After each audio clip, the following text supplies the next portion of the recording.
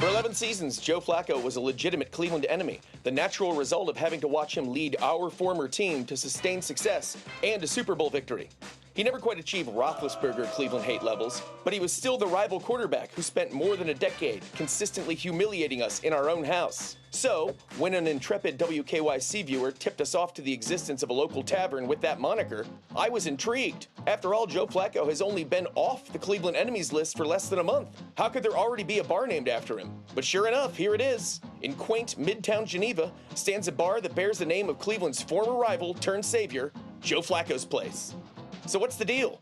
And why is there only one C? I needed answers. And who better to ask than Joe Flacco himself? My name is Joe Flacco. Joe Flacco, you have a lovely place here, lovely tavern. And it is a tidy, charming little watering hole with some nice features. Pool table. Pool table. Thursday we have a competition. You have a pool competition every Thursday? Yes. Jukebox, great jukebox. Yeah. And the place is not new, because unlike Joe Flacco, who just got here, this Joe Flacco, who hails originally from Puerto Rico, has lived in Cleveland most of his life.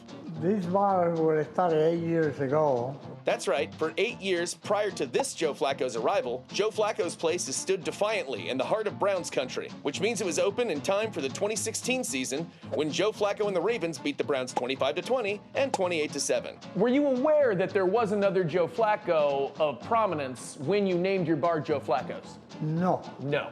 And none of your friends, when you were naming this bar 8 years ago, told you that you were naming your bar after one of the Cleveland Browns' greatest rivals quarterbacks? No. So there you have it. Joe Flacco, unbeknownst of the other Joe Flacco and the negative connotations associated with him, named his bar Joe Flacco's. And why shouldn't he? That's his name after all, right? But wait, there's one more twist. That was my nickname. I was a young kid. I get out of the car, and when I get out of the car, he said, he's so skinny, Flacco. Skinny as Flacco. Bar owner Flacco says that so far, quarterback Flacco's Cleveland redemption has yet to translate into a boost in foot traffic. Business is too slow now. But if this guy has proven one thing since he got here, it's that regardless of history, it's never too late for a Joe Flacco to win over the hearts of Clevelanders. So I hope people come down and check out Joe Flacco's Place. I hope. We should say it, go Browns, right? Yep. Go Browns. Go Browns. He did sound a bit reluctant. So in case somebody wasn't following that somehow, there's a bar in Geneva called Joe Flacco's with one C that is not Joe Flacco, the quarterback. It's named after Joe Flacco, who's originally from Puerto Rico, who opened a bar, and his name's not really Joe Flacco. That's his nickname.